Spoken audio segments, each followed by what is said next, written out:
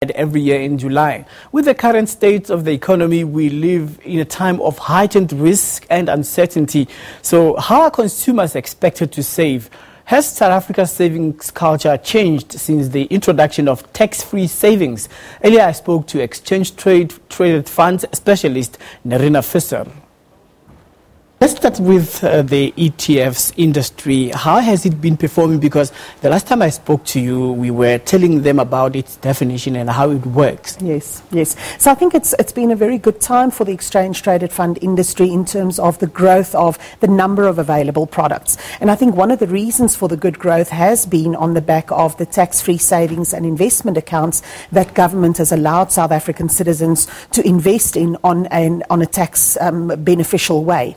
And because exchange-traded funds or ETFs are the only thing that investors can invest in the stock market that qualify for tax-free savings accounts, this has been very good, I think, for the industry from that perspective. Okay, for somebody who's asking themselves, what are they talking about? What are ETFs? Yeah. So an ETF really is just a unit trust or a collective investment scheme. So it's a fund, very well regulated fund by the FSB, but instead of buying it directly from a fund management company, you're buying it on the stock exchange just like you would buy individual shares in companies like Standard Bank or Sasol or Anglo American. So you trade and invest in them in exactly the same way as other shares, but through a single trade, you get an investment in a whole fund that's got a whole lot of shares already in a single fund. So now, in a tough economic environment like this one, people know that we're on junk status and we've been downgraded as a country by ratings agencies. Yes. How viable are ETFs? So, Colin, I think the benefit really that comes through is the fact that an ETF is a very cost-effective way of investing. For the investor, it's an easy and a cost-effective way to get exposure to a whole lot of investments in one go.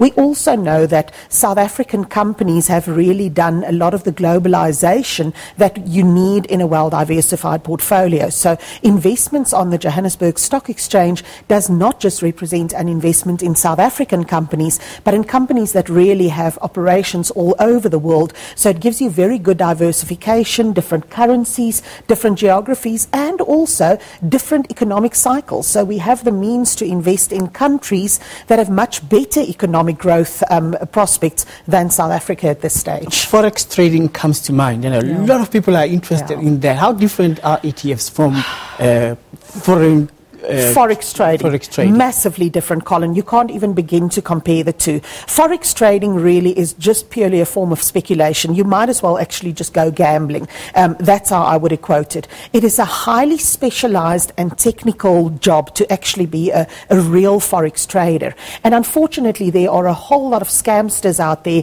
that advertise that they can help you to get rich quickly using Forex trading.